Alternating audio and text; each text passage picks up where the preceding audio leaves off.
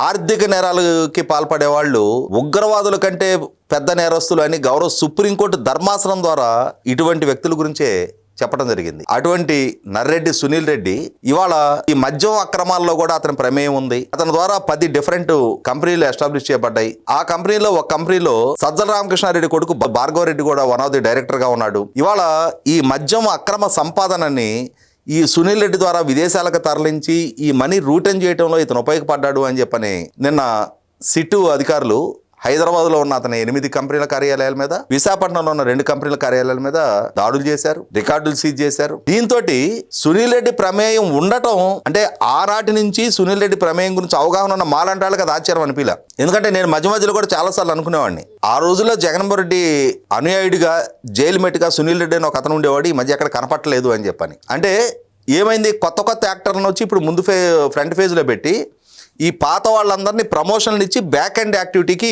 వాళ్ళని నియమించుకున్నారు.